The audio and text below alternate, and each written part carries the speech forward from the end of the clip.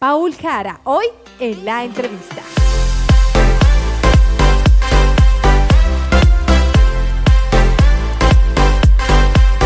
Hola, hola, ¿qué tal? ¿Cómo están todos ustedes? Un gusto saludarlos desde aquí, desde el cielo, el rooftop del By Wyndham Zaire, este hotel espectacular en el que, pues bueno, ustedes tienen una vista de 360 grados. Felices de poder acompañarlos con una entrevista más. Y el día de hoy, pues para mí es grato presentar a un personaje importantísimo en la ciudad de Cuenca, y mucho más importante porque ha movido y ha tocado la vida de muchos de nosotros, en los cuales me incluyo, a quien, pues bueno, merecemos mucho agradecimiento, a quien queremos darle la cordial bienvenida, a una persona que es invalorable en su amistad, a una persona que está siempre en los momentos complicados de nuestra vida, y no debería ser solo eso, debería estar también en todos nuestros momentos felices. A quien tiene esa palabra exacta para esas situaciones complicadas y a quien uno recurre siempre que necesita ese apoyo, esa ayuda y esa palabra precisa para saber qué hacer y tomar decisiones. Quiero presentar en este día, en esta entrevista, en la entrevista con Lore Cherres, al padre Paul Jara Campos. Paul, bienvenido, muchísimas gracias por acompañarnos y por aceptar la entrevista. Muchas gracias, Lore, qué gusto poder estar junto a ti. Gracias por esas lindas palabras. Me emociona mucho todo lo que has dicho y de verdad te agradezco muchísimo por el cariño y sé que son sinceras, además de las experiencias compartidas, pues también los años de amistad que llevamos, así es que de verdad Dios te pague por tenerme en esa forma de pensar y el cariño que me tienes. El cariño siempre está ahí, es recíproco, y pues bueno, mucha gente me ha dicho, yo puse, Paul, en las redes hace algunos días y decía, ¿de quién quieren conocer ese lado más oculto de su vida personal? Y me decían, el padre Paul, y dije, lo tenía en mente y sin duda, pues ahora lo voy a entrevistar con muchísimas más ganas, por supuesto, Paul, después de tantos años y el cariño que nos tenemos en esa linda amistad. Quiero que la gente este día, en esta entrevista, conozca un poquito más de ti. Todos te podemos ver en las Eucaristías, te vemos en muchas charlas, también ahora en cátedras universitarias y tantas cosas de las que se te nota. Sin embargo, queremos conocer ese lado personal también, ese lado de cómo ha sido tu infancia, cómo te has ido desarrollando, conocer cómo es ser ese hermano entre cuatro, cómo se ha llevado. Cuéntanos, Paul, la infancia del padre Paul Jara, cuando no eras padre, pues eras un niño común. Cuéntanos. Bueno, yo creo que toda mi vida he sido travieso desde que me acuerdo, y yo creo que no he dejado de tener ese corazón de niño. Yo sigo siendo, como dice la canción, yo sigo siendo aquel. Como dice Rafael. Sí, entonces, no, yo creo que el ser humano está compuesto por una realidad muy importante que es el camino, y el camino se va haciendo, en el camino se va haciendo la vida.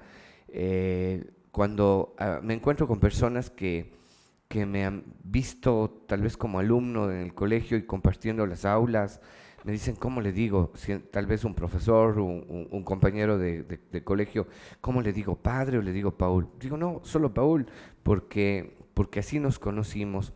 Entonces, mi niñez es, yo creo que de alegría. ¿En qué escuela, Paul? Yo estudié en la Federico Proaño. Ya. Estudié en la Federico Proaño con mis amigos. Íbamos los fines de semana a María Auxiliadora, al oratorio, a las colonias vacacionales. Entonces, por estar jugando mucho, estudiaba poco. Y creo que me pasé momentos increíbles en el barrio, en los lugares en los que yo tuve la oportunidad de crecer en María Auxiliadora. Con mis hermanos tuvimos tal vez, como tenemos edades diferentes, mis dos hermanos mayores estaban ya en el colegio, cuando yo estaba en la escuela, pero compartimos muchas cosas, las vacaciones, las idas ¿A qué jugaban, Paul, con los hermanos? Bueno, lo más, creo que la mayoría de hermanos que somos cuencanos, que crecimos viendo la WWF, jugábamos a la lucha libre, entonces varias veces me hicieron llorar, lloraron, jalones de pelo y luego aparecía mi mamá, ya caracho, compórtense. Entonces, yo creo que las travesuras de niño que yo más recuerdo, los juegos y estar junto a ellos, pues ha sido una experiencia linda, sobre todo con mi hermana, con la Katy, que somos más contemporáneos. Tú eres el último, ¿no? Bueno, yo siempre digo que yo soy el último, pero en realidad ella es la última. Nos tenías engañados a todos. No, ella es la última, ella es la consentida de la casa, la Paul, única mujercita. entre los amigos, ¿cómo era esa relación de un niño travieso que no era muy dedicado a los estudios? ¿Cómo te consideras como amigo con tus compañeritos en la escuela? Yo creo que todos los niños tenemos en determinado momento esa inocencia donde no hay diferencias, donde cuando uno juega integra a cualquier persona, pero yo cuando me preguntan desde cuándo me hice sacerdote, si esta pregunta me hacen hace unos 10 años atrás, yo hubiera dicho desde los 14 años, pero cuando ahora veo la historia de mi vida a partir de ciertos acontecimientos que me han dado la oportunidad de hacer altos como mi enfermedad, entonces yo veo que Dios me estuvo llamando constantemente. Entonces era el juego, pero estar cerca de la gente pobre viendo, aunque sea viendo, porque también fui Boy Scout, entonces hacíamos ciertas visitas a la cárcel de mujeres, al leprocomio, íbamos al asilo de ancianos, entonces yo creo que había ya ahí en ese momento como una llamada chiquita a poder tener una sensibilidad por las personas que menos tienen, por los animales. Entonces, sí fui bastante juguetón y aunque no dedicado al estudio, pero sí con una sensibilidad muy grande hacia lo frágil, hacia esas ¿Paul era realidades. un niño llorón o no? Yo era súper mega llorón. O sea, en realidad el consentido de la casa sí era yo. No era, era. Mi papá me consentía muchísimo. Entonces yo lloraba cuando quería algo y mis hermanos decían, no le dé, solo llora, no le dé. O ya va a llorar, ya va a llorar. Entonces yo sí era muy llorón. Hasta me acuerdo que me amenazaban con decirle a la profesora que yo tomé la teta hasta los 5 años. Entonces decían mis hermanos, si te portas mal vamos a ir a avisar en la escuela que vos tomabas la teta hasta los 5 años. Entonces, sí, consentido un montón. Paul, cuéntanos, estabas ya en el colegio y te fuiste a un colegio fuerte, grande y el mejor del mundo. Y el mejor del mundo. Y uno que educa a la gente y a los chicos de una manera bastante diferente, el Benigno Malo. ¿Cómo fue pasar de esa Federico Proaño en que eras cuidado, ¿no es cierto?, mimado, tal vez más protegido, a irte a un colegio en el que era mixto también ya en esa época? Hace tiempos eso era medio raro, ¿no? Pero también un colegio fuerte, de gente que se hace la valiente y que es muy valiente también. Un colegio emblemático de Cuenca. ¿Cómo fue para ti eso? Bueno, yo creo que el Benigno Malo es cuando estudié psicología, me imagino que Marietita Fajardo también fue tu profe, y ella decía, nosotros encontramos en todos los colegios de Cuenca que hay gente que le quiere a su plantel, pero no como los del Benigno Malo. En la universidad hay gente que dejó marcada la huella de su paso por esa institución, pero es distinto la fuerza con la que un alumno del Benigno Malo cuenta el paso por las aulas, por los pasillos. Para mí el Benigno Malo, hasta me emociono cuando voy a hablar del colegio, porque es algo muy especial. Yo creo que en el Benigno Malo no había una situación de violencia. Yo creo que nos juntábamos todos los traviesos de Cuenca. Éramos inquietos, a veces montoneros, pero no majaderos ni patanes. ¿Cuál crees que sea la clave de ese colegio para brindar ese sentido de pertenencia a los alumnos? Porque así como tú te emocionas, he visto mucha gente que se emociona y es algo bastante peculiar porque no todos se emocionan, Ajá. ¿no? ¿Cuál crees que sea esa clave importante que es la que sembró y que les tiene a ustedes como impactados de su colegio? Yo creo que la calidad humana de los profesores, Ujú. porque muchos de ellos fueron exalumnos. Entonces, cuando tú encontrabas, por ejemplo, en la universidad, las chicas que salían de colegios religiosos, las monjitas les tenían a la raya, y recuerdo que nosotros ya fumábamos antes de graduarnos, y cuando las chicas en la universidad, medio que al principio querían sacar el tabaco. Con miedo. Claro, con miedo que todavía esté por ahí la madre Rosita. Y total, después pues ya se empezaron a ir liberando y todo lo que tal vez ellas recién empezaron a vivir en la universidad, la apertura que nos daban los profesores de no controlarnos, de enseñarnos valores como el de que uno tiene que ser responsable con lo que hace. Yo creo que desde ahí empieza la libertad. Es esa libertad que nos daban los profesores, la apertura, la cercanía, lo que hizo que nosotros nos viéramos como hermanos. Entonces, el paso de la escuela al colegio, para mí no fue como un choque, porque fue entrar a otra hermandad, fue entrar a un espacio donde, como tú decías, habían mujeres, eran poquitas y nosotros les tratábamos como hermanas. Algunas personas pueden pensar que entrar en el Benigno Malo era tal vez para una mujer algo gravísimo, porque ellos son los huelgueros y todo. No, no, para mí todo lo contrario, les protegíamos, les cuidábamos.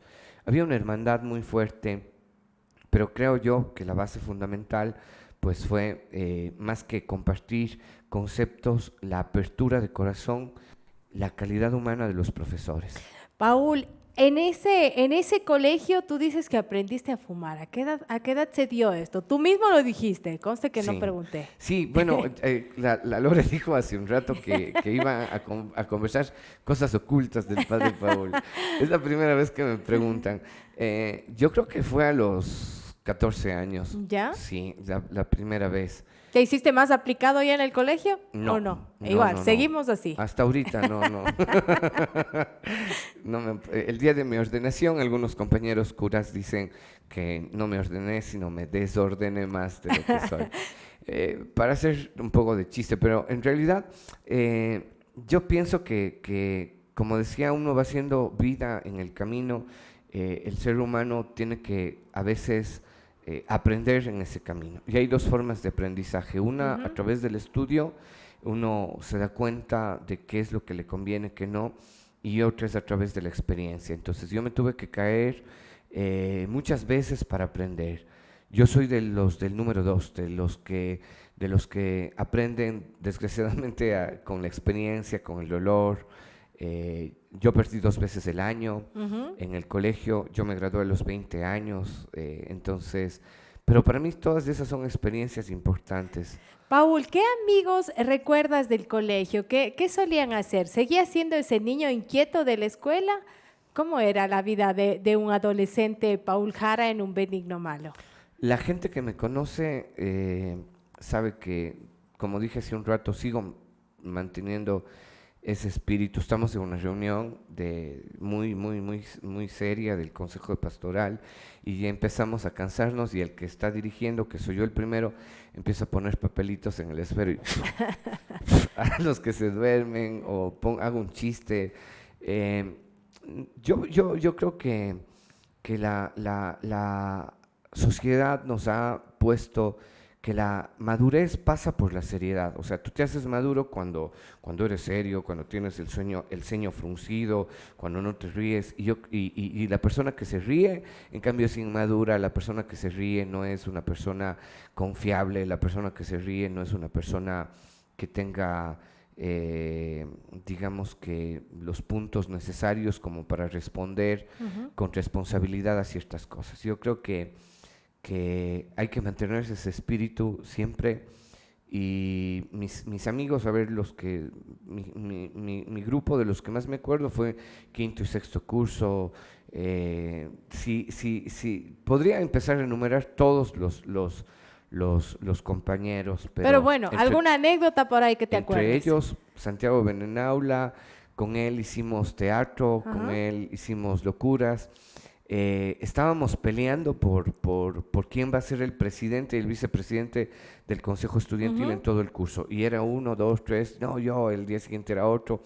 Y resulta que dicen, una secretaria, nos pusieron al lado de contabilidad del Benigno, porque mi curso era el más Relajoso, alborotado, ¿sí? ¿ya? De todo el colegio, para que nos controlen un poco. Entonces aparece la contadora, dice, muchachos, ustedes están aquí peleando por quién va a ir de presidente, de vicepresidente, cuando resulta que ya está ahorita sesionando el consejo directivo del colegio y ya están las listas.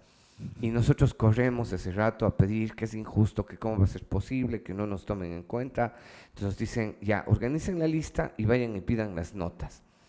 ¿Y por qué las notas? Es que tienen que ser reaplicados, tienen que tener notas excelentes. Y cuando fuimos a ver las notas, ninguno daba para ser parte del consejo estudiantil. Entonces, formamos, mientras había 3 listas, hicimos la lista vota nulo, la última lista de todas. Movimos a todo el colegio, nosotros armábamos las huelgas y entonces empezamos con un amigo, Juan Carlos Orquera, y el hermano, había Jaime Orquera y su orquesta hace muchos años atrás. Entonces tenían horrendos equipos de sonido y mientras los de las otras listas traían un DJ chiquito, nosotros cargando las cajas. Claro, y pusimos en ambos patios y apagamos la música de ellos y nosotros, vota nulo, vota nulo. Y fue tan chévere porque en el día del debate, Ajá. todo el piso alto del Coliseo del Benigno era vota nulo. Los otros se repartía el resto, las 3 listas, pero el grupo más grande, que en realidad no era una lista, pero éramos los nulos y ganamos los nulos. Han pasado los años. Ajá. Y por eso te decía que el tiempo, o sea, no nos ha cambiado y se llamó a elecciones para la nueva asociación de exalumnos. Y resulta que nos volvimos a juntar, esta vez ya no hubo pelea. Para Y el nulo. el Santiago fue para presidente, yo para vicepresidente, y actualmente estamos nosotros de ahí al frente. Qué Sí. lindas anécdotas, Paul. Sin duda, a quien te conoce, pues bueno, tienes 1.000.000 de anécdotas que aquí nos Sí. faltaría el tiempo de contar y eso mismo es lo que enriquece mucho a uno conocer de tu vida y tus ejemplos. Paul, para esa época en la del bota Sí. nulo, en la del inquieto, en la de todo, cuéntanos, ¿Dios ya tocaba a tu puerta? ¿Cómo fue eso? Todo el mundo, siempre los que estamos afuera de un sacerdote o afuera de una hermana religiosa, nos ponemos a pensar y decimos, nos hablan del llamado, de que toca la puerta, de que etcétera, pero a la final no sabemos cómo es esto. Cuéntanos, ¿cómo es esto para nosotros los comunes y mortales que no conocemos bien cómo es este llamado? Bueno, yo creo que la mayoría de la gente que ha podido experimentar esta convocatoria, había un sacerdote, el padre Raúl Telles, él decía, si un casado no tiene vocación de sacerdote, no sirve para casado. Y si un sacerdote no tiene vocación de casado, no sirve para sacerdote. Porque la clave es aprender a amar, aprender a darse para los demás. Y eso para nosotros es amor, el servicio, la entrega a la gente.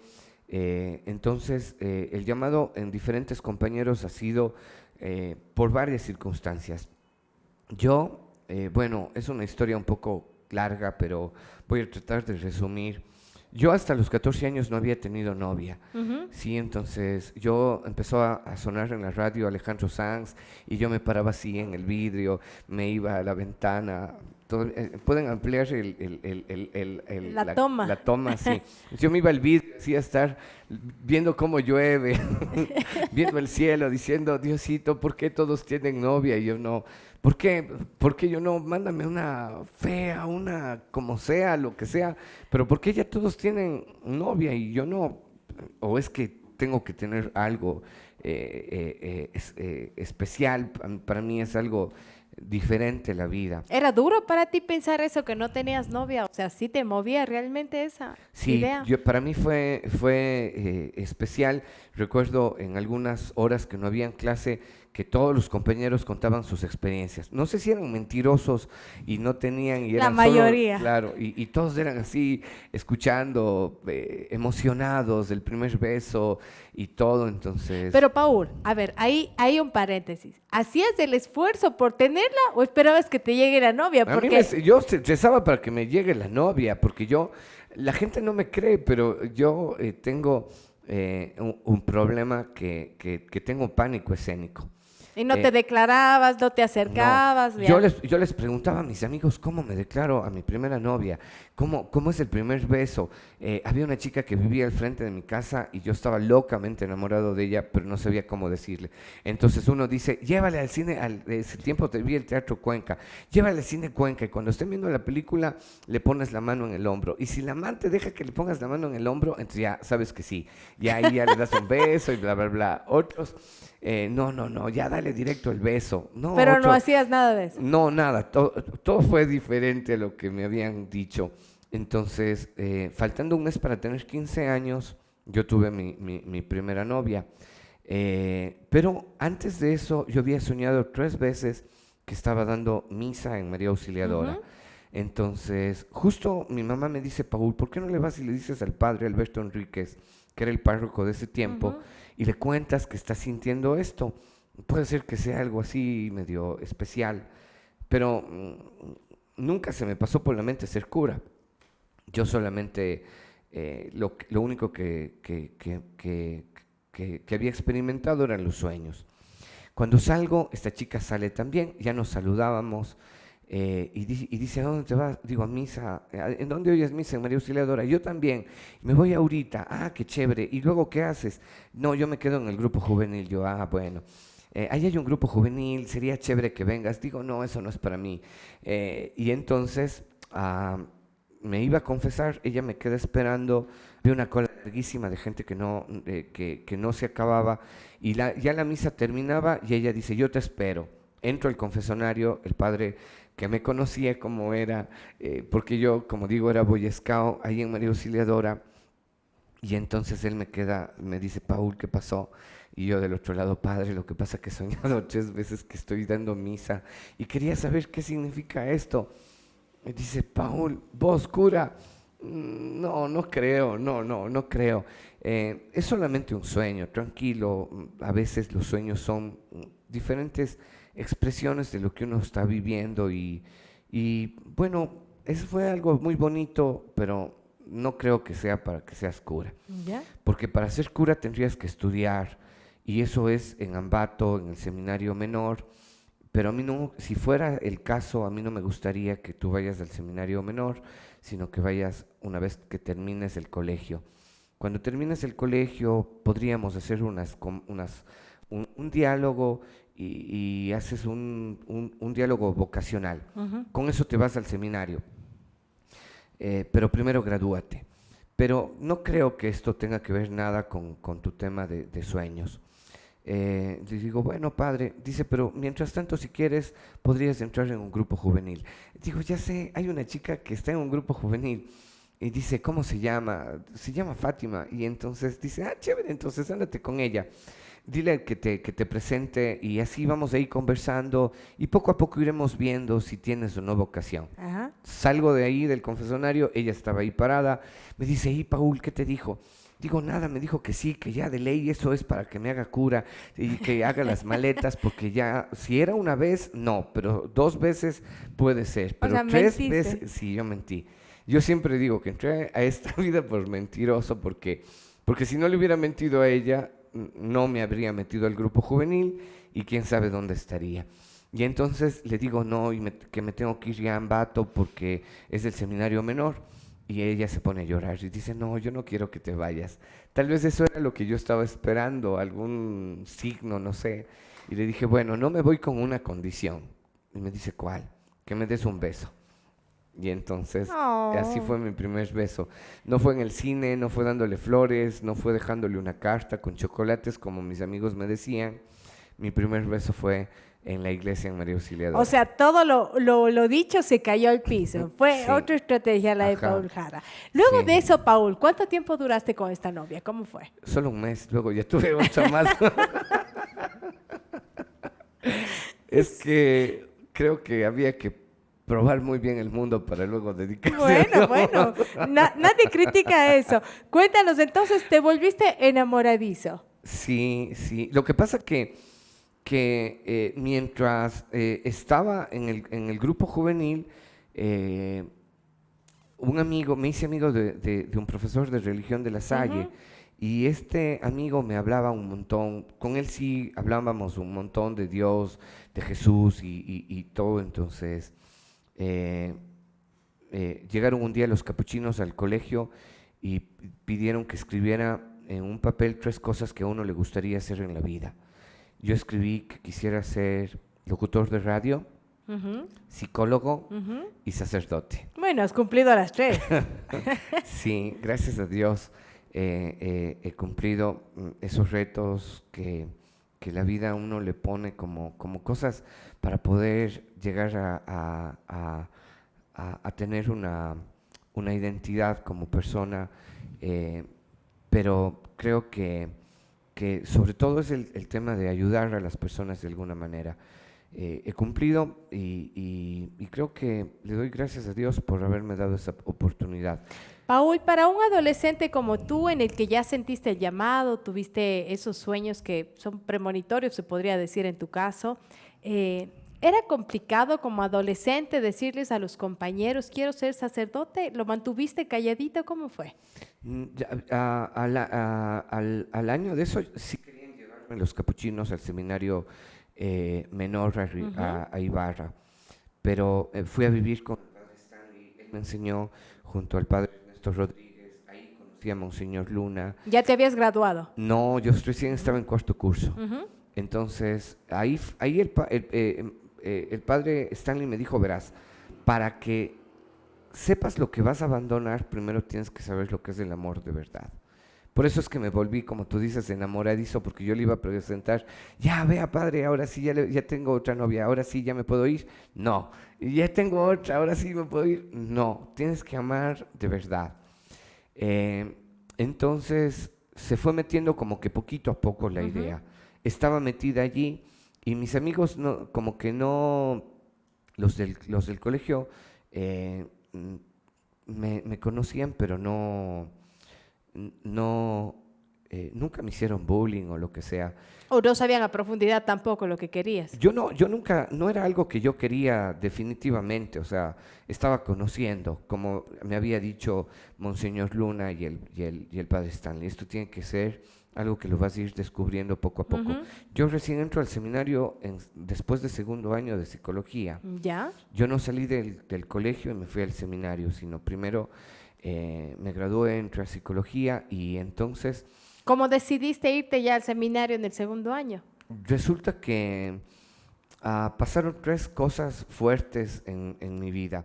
La primera es que un muchacho que yo daba clases de teatro en la Troncal, yo había estudiado teatro en la Casa de la Cultura, formé parte del grupo de los derechos humanos de teatro y entonces iba a dar clases allá en la Troncal. Cuando estaba allí un muchacho perdió a su hermano, al único con el que vivía, se suicidó.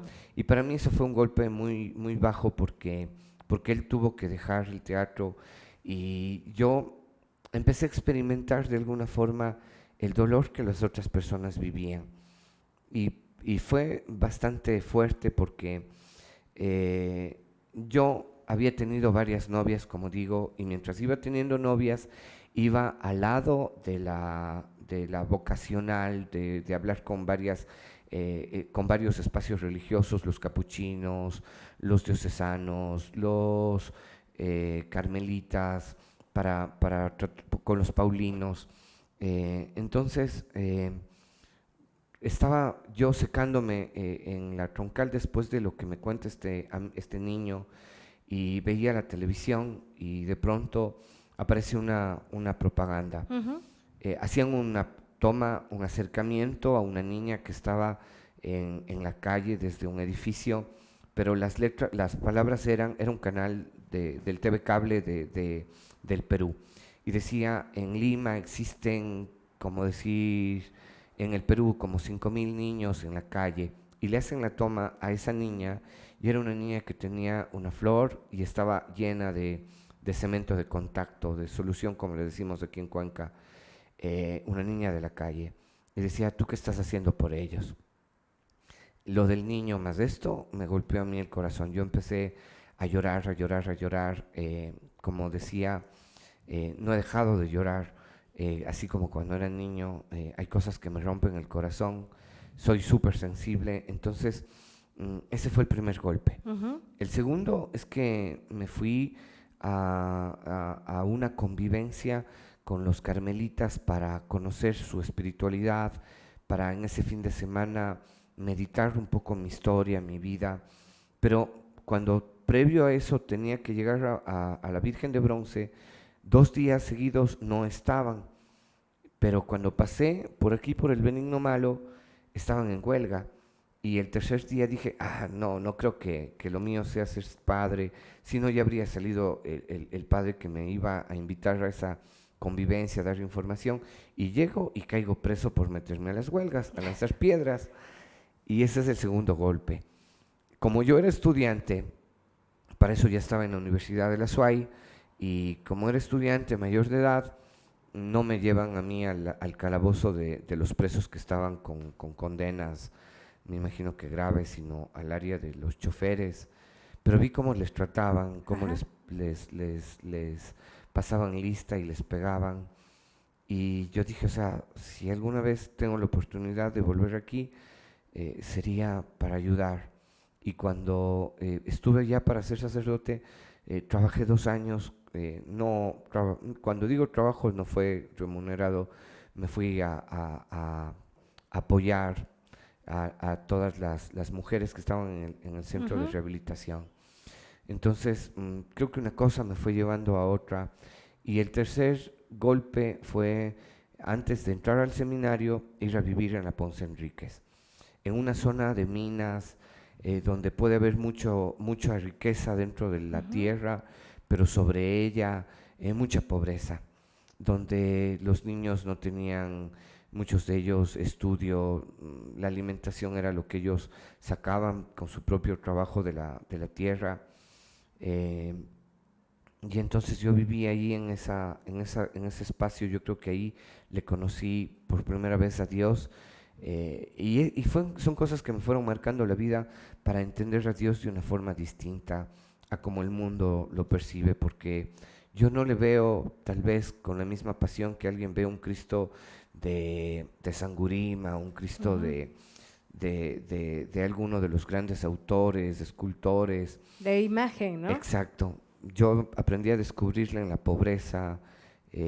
Monseñor Luna decía que la pobreza es estéticamente fea, y como es fea, todo el mundo le huye.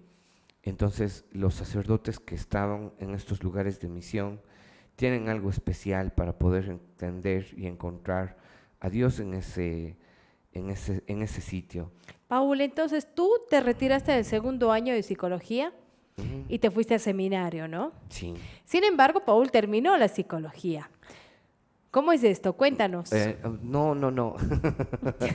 O sea, sí, pero no. No, ahora estoy haciendo estoy a días de presentar ya mi tesis de una maestría en psicología social. Pero maestría. Sí, la psicología, no, pues yo salí de psicología y me fui al seminario, Ujú. ahí nos dieron más materias psicológicas. Yo no terminé nunca la psicología, pero veía como un desafío el hecho de estudiar a profundidad por los problemas que veía. Claro. Entonces me volví autodidacta y pedía libros a mis ex compañeras de las cosas que ellas estudiaban. En el seminario habían libros de diferentes autores. eh, Todo lo que uno eh, le interesa, yo creo que cuando uno entra a un mall, el arquitecto va a estar viendo cómo será la estructura de Ujú, esto, ujú. un psicólogo verá los comportamientos de la gente, un sociólogo, pero yo entraba a una librería y todo lo que diga psicología me cogía. Y Paul, aprendí a leer cuando estaba en el seminario. ¿ha sido complicado ser sacerdote? Yo creo que cuando uno ama lo que quiere, las cosas se vuelven un poco más fáciles, pero no creo que nada de lo que valga la pena sea fácil. Ujú. Yo no creo que algo de lo que valga la pena sea fácil. Todo lo que vale la pena requiere esfuerzo, requiere constancia. Yo no estudiaba, pero recuerdo un profesor decía, si ustedes vienen aquí, pónganse coderas, porque lo que van a aprender aquí es a leer. Recuerdo que cuando estaba en la universidad en psicología, con el tercer libro que nos mandó uno de los profesores, el Ramiro Lazo, nosotros estallamos en huelga y nos fuimos donde el decano a decir, ¿cómo es posible? Ya tenemos 3 libros. Y resulta que entonces hablaron con el profe para que no tuviéramos los 3 libros que leer, sino solo 2, y del último libro solamente un capítulo. Bueno, en fin. El tema es que el primer día de clases llega un profesor, para mañana necesito que se lean todo el Evangelio de Mateo. Llega otro y dice, este libro necesito que se lean para el fin de semana. Este otro libro, y entonces solo en primer año ya me había tenido que leer siquiera unos 20 libros, porque la cuestión era compleja. Ajá. En la universidad tú puedes quedarte en 1, 2, 3 materias y no pierdes. Ujú. Tú a lo mejor esta dejas para el siguiente ciclo, si no está encadenada no pasa nada, continúas con las otras materias, pero acá el rector llegó y dijo, muchachos, si ustedes pierden 2 materias, automáticamente, perdón, se quedan a supletorio en 2 materias, Se acaba. automáticamente están fuera del seminario. Entonces, o había que estudiar o había que estudiar. Entonces empecé a leer, a leer, a leer, a leer, y me fue gustando, me fue gustando. Como era inquieto, al principio me despistaba, me quedaba dormido, pero creo que ser sacerdote para mí es una de las cosas más complejas. ¿Dudaste en algún momento antes de hacer ya el voto completo de sacerdocio? Toda la vida dudo y sigo dudando. ¿Qué crees que te hace dudar? Hoy me desperté siendo cura, mañana no sé. ¿Qué es lo que te hace dudar? Tal vez la gente, tal vez todas las quejas con las que vamos contigo, el tema de la ayuda, o que no se arreglan los problemas. ¿Qué te hace dudar? Yo creo que los seres humanos nunca estamos conformes con nada. Siempre deseamos más o a veces criticamos todo. Yo creo que el hecho mismo del ser humano te deja siempre, y si hubiera sido así, y si hubiera sido de otra forma, Ujú. o tal vez lo hubiera hecho mejor, o de gana lo hice. Entonces, yo creo que son muchas cosas las que de pronto pueden hacerle entrar en duda a una persona. Ujú. En el caso del sacerdocio, yo creo que al principio hay mejores que yo. Mis compañeros que estudiaban sacaban mejores notas que yo, o sea, eran lo máximo. Y los mejores yo veía que se iban. Los que para mí tenían una mega vocación se iban. y del que no daban 2 reales, del que decían, el Paul 2 meses y se va, el Paul no resiste el fin de año, y total, poco a poco fui avanzando, avanzando, avanzando, y se me volvió, digamos que, un poco fácil. Al principio fue complejo. Paul, ¿te has sentido una persona extraña en medio de este mundo de locos en el que te sientas, no sé, tal vez solo o tal vez que te dejan de lado? Porque como tú dices, a veces para un amigo, yo que te conocí antes de ser sacerdote, a veces también me río porque te digo Paul o a veces Padre Paul, porque es complicado, pero ¿te has sentido extraño en este mundo? Sí. Por lo general hay gente que dice, estos curitas nuevos que piensan cosas novedosas o lo que sea, otros que les gusta, pero estos pensamientos nacen ya desde 1970, Ujú.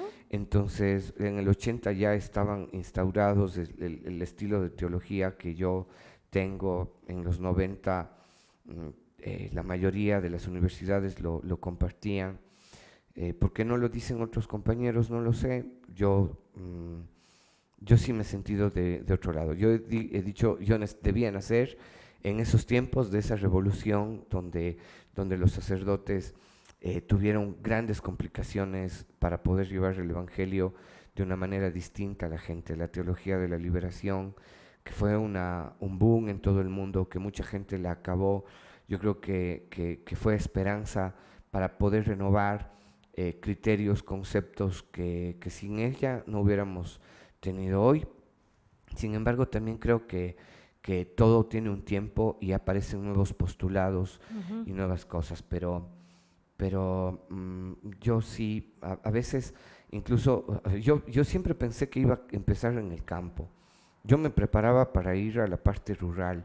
Normalmente cuando un sacerdote se ordena, empieza en el campo y después con la experiencia que va sumando le van trayendo más cerca de la ciudad Ujú. hasta que ya llega aquí.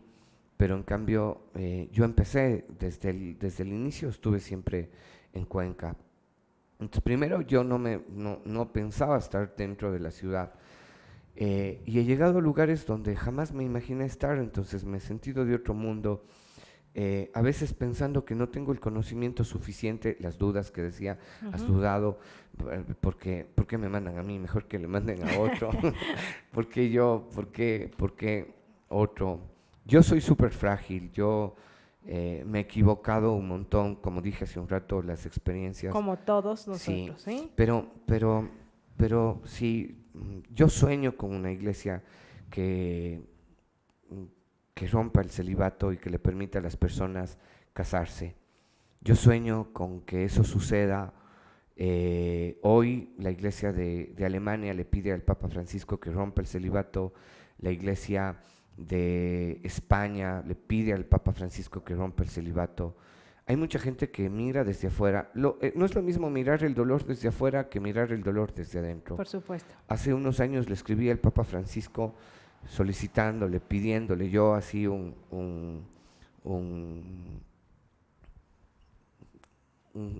una molécula No, un chiquita, sacerdote que está lejos, nada pero, o más. sea, no, pero yo digo una molécula chiquita en medio de la gran Ujú. masa que es la iglesia. O sea, tal vez no una comunidad gigante, sino yo solito, porque creo que la gente puede divinizarnos un montón, pero detrás del alba, detrás de los ornamentos hay un ser humano, a los que a muchos de nosotros no nos dijeron que decida o no.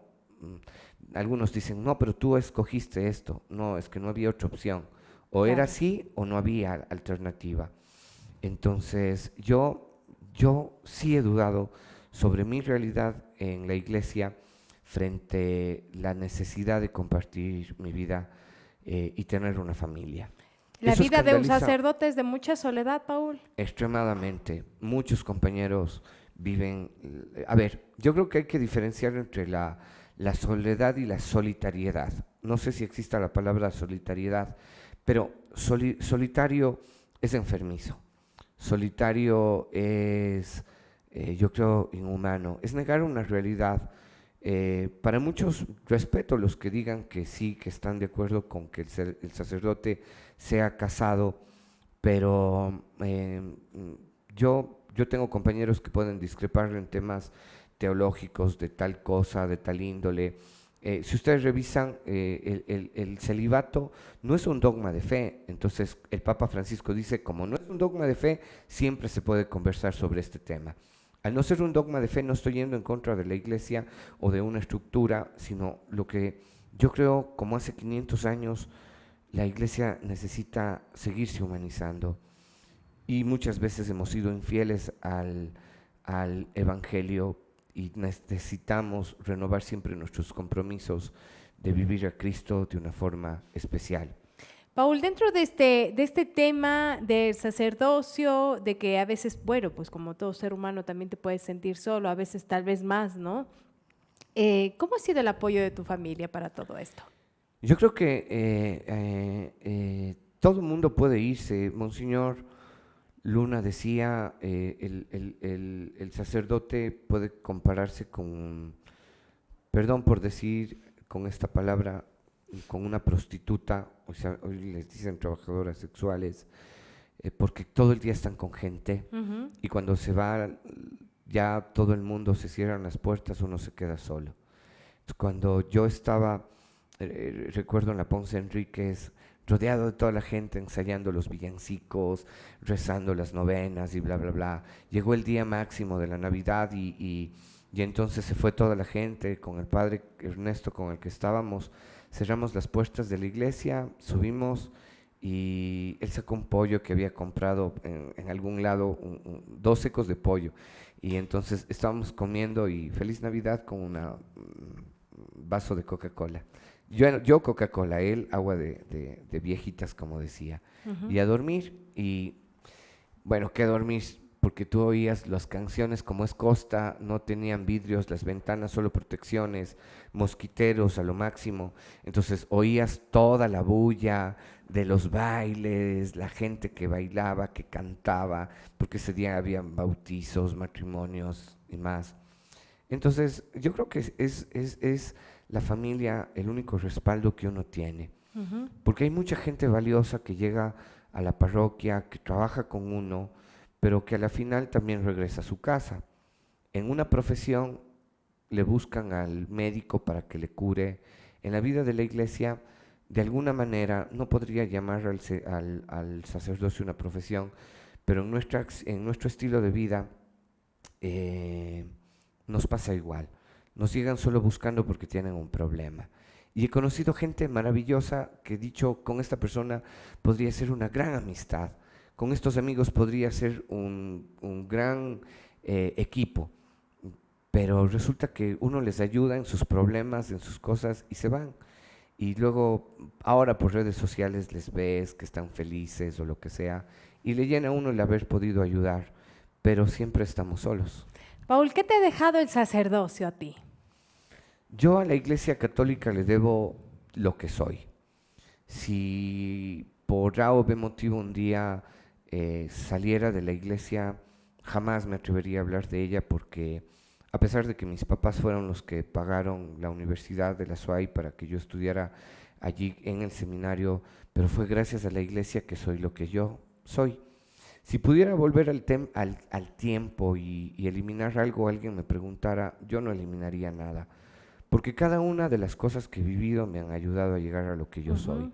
Y la Iglesia Católica para mí ha sido el espacio donde he conocido a Dios, que creo que es la base fundamental, donde me sostengo, donde cojo fuerza. La base fundamental, la piedra angular es Cristo que me fortalece, que me ilumina. El Espíritu Santo que cuando ya mis fuerzas a veces no me dan, pero llega alguien golpeando la puerta y dice, no sea malo, vuelvo a comenzar. Entonces, yo creo que hay 2 familias que tengo, la familia trinitaria, Dios Padre, Dios Hijo, Dios Espíritu, que siempre están conmigo. Pero también está mi familia, que son los que conocen todas las historias, los aciertos, los desaciertos, las emociones lindas y también cuando me he sentido frustrado porque las cosas no han salido como uno esperaba.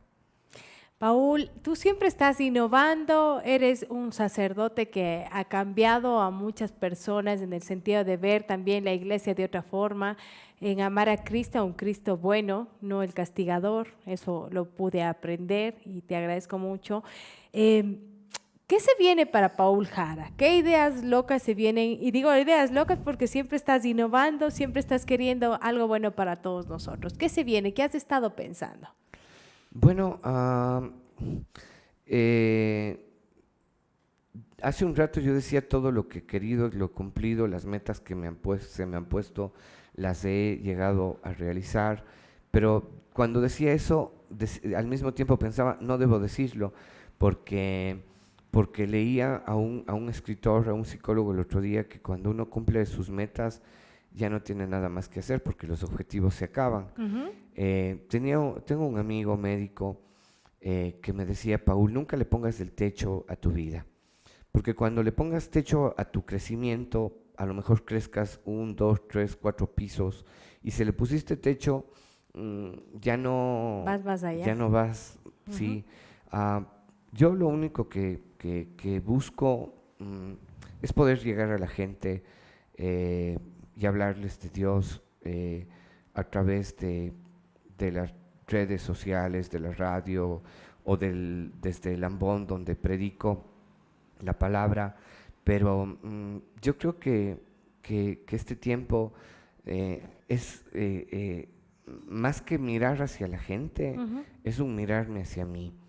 Dentro de mi vida hay realidades importantes que se vuelven como un desafío para poder mostrar a los demás la imagen de Dios, pero he ido descubriendo que tengo que cuidar esa presencia de Dios en mi vida. Entonces, este tiempo yo creo que viene, mm, no va a ser algo que yo egoístamente estoy pensando solo en mí, pero yo quiero que sea para mí. Ujú. He hecho lo que humanamente y más allá de lo humanamente posible, eh, lo he realizado. Pero creo que este es un tiempo donde necesito aprender a pensar en mí. Le digo sí a todo. Cuando algo me emociona, me dicen, Paul, hagamos esto.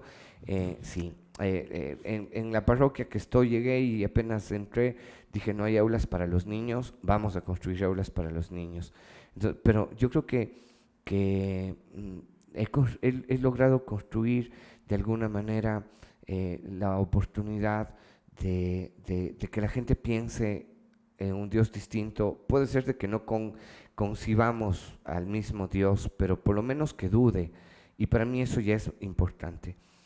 Ahora yo creo que este tiempo es un tiempo en el que yo necesito refugiarme en Dios. No me voy a salir, no voy a alejarme, no me voy a hacer ermitaño, Ujú. pero mis metas son trabajar a nivel personal mi vida. Creo que el pensar mucho por los demás a veces hace que uno se olvide de uno. Y hay muchas cosas pendientes por sanar, hay muchas cosas pendientes por mejorar. eh, Creo que hay que estudiar. Entonces, mis metas en un tiempo no muy largo son para mí. Qué bueno, Paul, escucharte eso, porque realmente quienes te conocemos sabemos que te das y te das más del 100% y como tú dices, a veces dices sí a todo, a todo, todo y realmente es complicado porque también tienes que cuidar tu salud, tienes que cuidarte como sacerdote, como ser humano, como hermano, como hijo. Paul, agradecerte como siempre ahora, esta vez por estar en esta entrevista, por darnos esa oportunidad de conocer un poquito más de Paul Jara, de ese sacerdote que mucha gente no conoce, ese lado tal vez profundo que nos has contado. Agradecerte por tu amistad, por estar aquí. Pues bueno, las puertas de este canal en escena están abiertas y muchas gracias por haber venido el día de hoy. Lore, a ti agradecerte muchísimo por haberme tomado en cuenta para formar parte de todo no sé si decir un elenco, un grupo de personas Ujú. invitadas que han podido compartir esta mesa. Gracias por dejarme hablar. Tal vez al mundo los temas religiosos no le llaman mucho la atención, pero gracias porque tú me has dejado hablar sobre la historia de un sacerdote que es un ser humano antes que nada, que es hijo antes que nada, que es amigo antes que nada. Y como siempre diré, te quiero mucho y somos amigos. Y gracias por ser siempre igual, así como cuando me conociste, también eres igual a cuando yo te conocí. Gracias, Paul, muchas gracias. Y gracias a todos ustedes, ya nos pusimos sentimentales, pero eso es lo importante, que sepamos y conozcamos de nuestros invitados que vienen acá un poquito más. Gracias a todos ustedes, nos encontraremos en una próxima entrevista. Gracias, Paul.